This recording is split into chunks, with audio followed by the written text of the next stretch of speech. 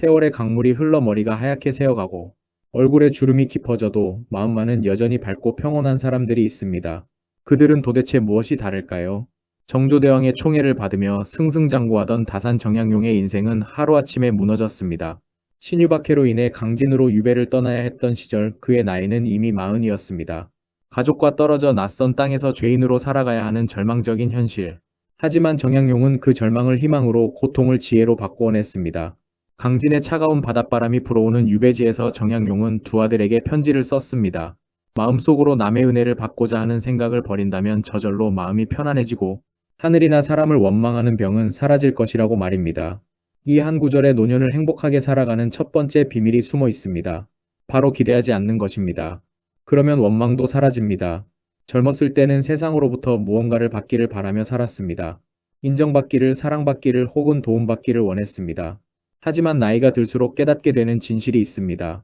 남에게 기대할수록 실망은 커지고 원망은 깊어진다는 사실입니다. 행복한 노년을 사는 사람들은 다릅니다. 그들은 받기보다는 주는 것에서 기쁨을 찾습니다.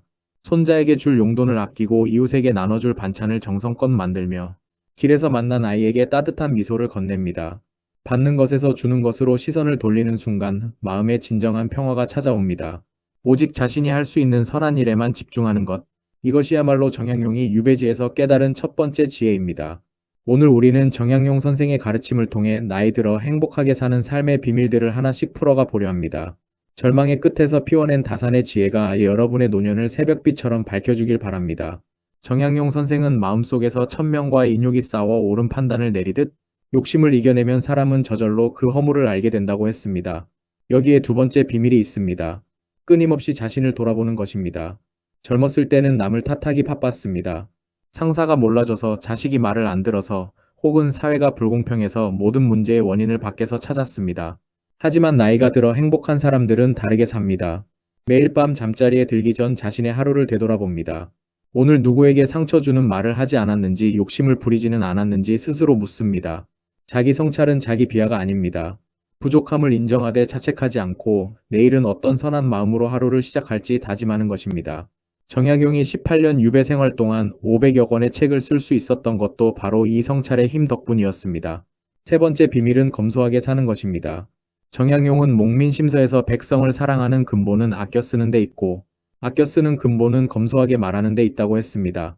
나이가 들어 행복한 사람들은 많은 것을 소유하려 하지 않습니다. 큰 집이나 비싼 차 대신 아침에 마시는 따뜻한 차 한 잔, 창밖의 햇살 같은 작은 것에 만족하며 감사할 줄 압니다. 검소함은 단순히 돈을 아끼는 것이 아니라 마음을 아끼는 것입니다. 욕심을 비우고 진정한 것만 남길 때 마음의 여유가 생깁니다. 물질에 얽매이지 않으니 남과 비교하며 스트레스 받을 이유도 사라집니다. 정약용이 유배지에서 머물던 집은 초라한 단칸방이었지만 그곳에서 탄생한 지혜는 수백 년이 흐른 지금까지도 빛나고 있습니다. 단순하고 소박한 삶 속에서 발견하는 정신적 풍요야말로 행복의 진짜 원천입니다. 꺾이지 않되 고집부리지 않는 유연함도 필요합니다. 살다 보면 누구나 상처를 입지만 지혜로운 사람은 그 상처를 원망으로 키우지 않고 배움의 기회로 승화시킵니다. 세상이 변하면 자신도 함께 변하며 새로운 기술과 문화를 받아들입니다. 완고함을 버리고 열린 마음을 유지하는 것, 그것이 바로 세월에 굴복하지 않고 당당하게 늙어가는 비결입니다. 즐거움이 지나쳐 적당함을 잃어버린 마음을 피하고 슬픔이 지나쳐 해로움을 주는 마음을 피해야 합니다. 다섯 번째 비밀은 감정의 중심을 잡는 것입니다. 행복한 노년을 사는 사람들은 호수와 같습니다. 표면에는 잔물결이 일어도 깊은 곳은 늘 고요합니다. 좋은 일이 있어도 우쭐하지 않고 나쁜 일이 있어도 절망하지 않는 평정심을 유지합니다. 감정의 중심을 잡는다는 것은 감정을 무조건 억누르는 것이 아닙니다. 기쁨과 슬픔을 느끼되 그 감정에 휘둘려 자신을 잃지 않는 것입니다. 화가 날 때는 깊은 호흡으로 마음을 가라앉히고 슬플 때는 길게 숨을 내쉬며 마음을 비워냅니다. 정약용 선생 또한 유배지의 외로움과 그리움을 글쓰기와 학문으로 다스리며 감정의 파도를 넘었습니다. 여섯 번째 비밀은 혼자 모든 것을 해결하려 하지 않는 것입니다. 젊었을 때는 모든 짐을 홀로 짊어지는 것이 강함이라 믿었지만 지혜로운 노년은 도움을 주고받는 것을 부끄러워하지 않습니다. 무거운 짐은 자식에게 부탁하고 어려운 일은 전문가의 도움을 받으며 마음의 고통은 친구와 나눕니다. 나눔은 빼앗김이 아니라 곱셈입니다. 혼자 짊어지면 무겁지만 나누면 가벼워지고 기쁨은 배가 됩니다. 일곱 번째 비밀은 끝까지 배우는 자세입니다. 나이가 들었다고 배움을 멈추는 순간 마음은 늙기 시작합니다. 손자가 알려주는 기기 사용법이나 이웃의 요리 비법, 도서관의 책 한 권에서도 새로움을 발견하는 사람의 눈은 늘 반짝입니다.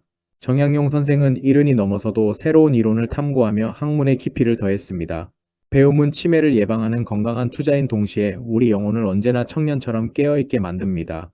여덟 번째 비밀은 자신만의 원칙을 지키는 것입니다. 세상이 변하고 사람들의 평가가 달라져도 변하지 않는 내면의 중심이 있어야 합니다. 정직하게 살겠다, 남에게 해를 끼치지 않겠다, 약속은 지키겠다는 소박하지만 단단한 원칙들이 삶을 지탱합니다. 원칙이 있는 사람은 타인의 시선에 일희일비하지 않고 자신이 옳다고 믿는 길을 묵묵히 걸어갈 수 있습니다. 마음이 흔들렸다면 한 걸음 물러서 자신을 바라보십시오. 그것만으로도 어지러움은 잦아들 것입니다. 아홉 번째 비밀은 때때로 멈추어 서는 것입니다. 바쁘게만 달려온 젊은 시절과는 달리 노년에는 삶의 속도를 조절할 줄 알아야 합니다. 행복한 노년을 사는 사람들은 결코 서두르지 않습니다. 천천히 걷고 천천히 말하며 자주 멈추어 세상을 응시합니다. 산책하다가 벤치에 앉아 하늘을 보고 집안일을 하다가 창밖을 내다보는 그 여유로운 멈춤이 일상을 풍요롭게 만듭니다. 멈춤은 게으름이 아니라 재충전의 시간이며 마음의 먼지를 털어내고 진정 중요한 것이 무엇인지 깨닫는 성찰의 시간입니다. 현대 사회의 빠른 속도에 맞추려 애쓰지 마십시오. 느린 걸음 속에서만 비로소 보이는 아름다움이 있습니다. 정약용 선생 또한 초당 앞에 앉아 바다를 바라보며 그 멈춤의 시간 속에서 위대한 영감을 얻었습니다. 마지막 열 번째 비밀이자 가장 중요한 것은 모든 사람을 존중하는 마음입니다. 나이가 들수록 자신과 비슷한 처지나 생각을 가진 사람들하고만 어울리기 쉽습니다. 하지만 진정으로 행복한 사람은 어린아이부터 젊은이 지위에 높고 낮음을 가리지 않고 모든 일을 인격적으로 대합니다. 모든 사람에게서 배울 점을 찾고 그들의 다름을 인정하며 따뜻하게 품습니다. 존중받고 싶다면 먼저 존중하고 사랑받고 싶다면 먼저 사랑하십시오. 이 황금 법칙을 실천하는 사람의 곁에는 언제나 사람들이 모여듭니다. 정약용 선생은 유배지에서 농민과 어부, 어린 제자들까지도 신분의 차별 없이 친구이자 스승으로 대했습니다. 그 포용력이 있었기에 그는 고립된 땅에서도 외롭지 않았고 수많은 이들의 존경을 받으며 학문을 완성할 수 있었습니다. 나이가 든다는 것은 단순히 세월이 흐르는 것이 아니라 삶의 무게를 견디며 지혜를 쌓아가는 거룩한 과정입니다. 젊었을 때는 큰 성공과 명예를 꿈꿨지만 노년의 진짜 행복은 아침 햇살에 감사하고 사랑하는 이와 따뜻한 밥 한 끼를 나누는 평범한 일상 속에 있습니다. 정약용 선생이 유배지의 절망을 축복으로 바꿨듯 우리도 이 10가지 비밀을 하나씩 실천하며 새벽빛처럼 맑고 평온한 삶의 마지막 장을 써 내려갈 수 있습니다. 정약용 선생은 유배지에서 만 권의 책을 읽어도 실행하지 않으면 소용없고 말리 길을 가도 발걸음이 바르지 않으면 허실이라고 강조했습니다. 아무리 좋은 가르침을 들어도 그것을 삶으로 옮기지 않으면 아무런 의미가 없다는 뜻입니다. 이제 우리의 차례입니다. 오늘 나눈 10가지 비밀을 우리의 하루 속에 정성껏 심어보아야 합니다. 나이가 든다는 것은 황혼을 향해 가는 슬픈 여정이 아닙니다.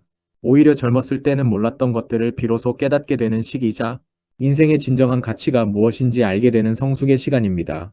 화려한 성공이나 거대한 부가 없어도 아침에 눈을 떠 건강한 몸으로 하루를 시작하고 사랑하는 가족의 안부를 물을 수 있는 평범한 일상이 곧 최고의 축복임을 깨닫는 시기입니다.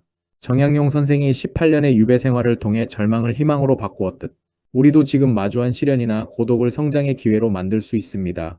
기대를 내려놓고 자신을 돌아보며 작은 것에 만족하고 모든 일을 존중하는 삶. 이 단순한 진리들이 쌓여갈 때 우리의 얼굴에는 평온함이 깃들고 눈빛에는 지혜로운 광채가 흐를 것입니다. 오늘 저녁 잠시 시간을 내어 자신의 하루를 돌아보십시오. 혹시 타인에게 너무 많은 것을 기대하며 스스로를 괴롭히지는 않았는지, 아니면 나만의 원칙을 잊고 세상의 소음에 휩쓸리지는 않았는지 가만히 살피십시오.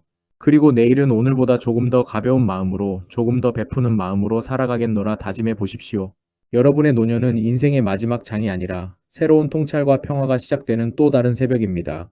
200년 전 강진 바닷가에서 다산이 바라보았던 그 희망의 빛이 여러분의 삶 속에서도 찬란하게 피어나길 진심으로 기원합니다. 정약용 선생의 지혜와 함께 더 깊고 더 넓으며 더 따뜻한 인생의 황금기를 마음껏 누리시길 바랍니다.